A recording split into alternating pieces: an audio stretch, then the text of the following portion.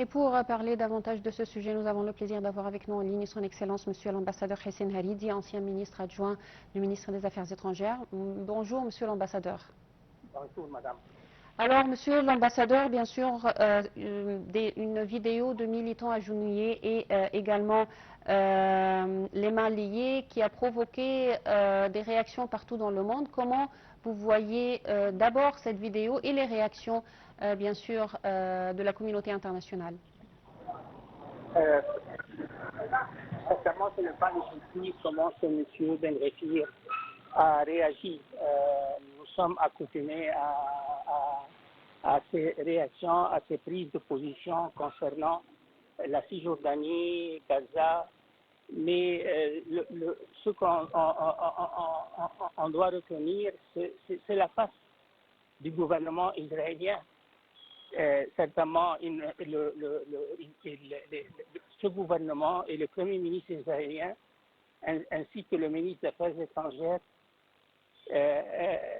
n'ont pas cru qu'il va prendre une vidéo où il va se photographier en humiliant les Européens et tout ce monde qui ont voulu sauver ou envoyer un message pour la communauté internationale de la situation désastreuse actuelle des Palestiniens dans la bande de Gaza. Alors certainement, mais c'est le visage, c'est le vrai visage d'Israël, le vrai visage de ce gouvernement, le vrai visage du chef du gouvernement. Certainement, les excuses de la part de Netanyahou ou du ministre des Affaires étrangères israélien ne vont pas changer la triste réalité que nous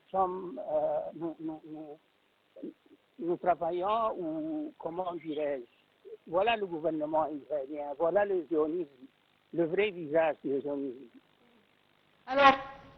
Alors, exactement, Monsieur l'ambassadeur, on vient de voir cette réaction des pays, surtout des pays qui ont des militants sur ce bateau, mais également une réaction internationale. On voit également une réaction qui devient de plus en plus forte envers ce qui se passe, ou les violations israéliennes en Cisjordanie. On a vu plusieurs appels à des sanctions contre Israël. Alors, est-ce que vous voyez, avec tout ce qui se passe, on pourra avoir une pression plus importante sur Israël pour arrêter ses agressions, soit en Cisjordanie, à Gaza ou même au Liban? Non, je ne pense pas, madame. En même temps que nous avons tout le monde a vu cette vidéo, un gouvernement européen d'une grande puissance européenne a autorisé la vente d'armes à Israël. Le montant s'élève à presque 10 milliards de dollars. Alors certainement, on a vu la réaction de Madame Meloni en Italie, on a vu les réactions du ministre des Affaires étrangères espagnol. Certainement, ces pays-là qui avaient des ressortissants sur ces bateaux, certainement devraient réagir. Mais le point que j'ai retenu de ces réactions, que personne n'a dit que ce traitement, pas seulement c'est le visage du traitement que subit le peuple palestinien chaque seconde, chaque minute, chaque heure, chaque jour, en Cisjordanie et dans la bande de Gaza. Mais moi, je doute fort qu'il y aurait des pressions internationales qui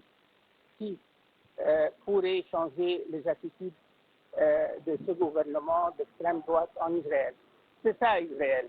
Quand on analyse ce qu'on a vu dans cette vidéo, on doit toujours prendre en compte que c'est ça, Israël. C'est ça, Israël.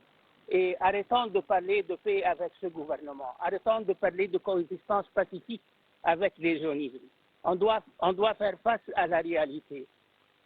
C'est un pays, c'est un gouvernement avec lequel on ne peut pas coexister. Je vous remercie infiniment, Monsieur l'ambassadeur Hissène Haridi. Je rappelle, vous êtes ancien ministre adjoint au ministre des Affaires étrangères.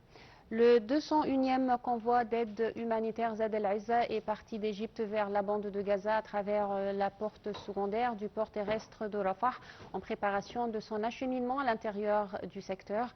Le Croissant Rouge égyptien a indiqué que le convoi transportait de grandes quantités d'aide alimentaire et humanitaire ainsi que des médicaments, des tentes et de produits pétroliers.